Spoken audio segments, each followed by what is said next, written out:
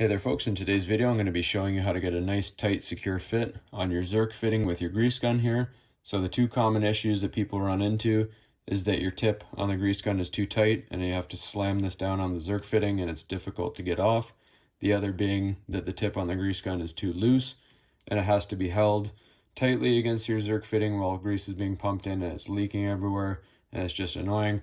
So we're just going to quickly insert this zerk fitting into our piece of wood here to demonstrate. So this is actually an adjustable tip. So if you loosen it like that, those four jaws in there will actually open up. And then we're just going to zoom in on our zerk fitting here to show you really quickly. So after you've loosened this tip up, don't go too far or it'll actually fall off.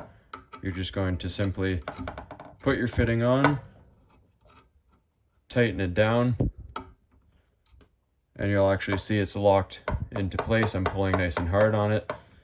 Pump your grease into it, and then you simply loosen it off, and it comes off nice and easy. That's all there is to it, folks. Hopefully you found this helpful, and as always, please don't forget to like and subscribe.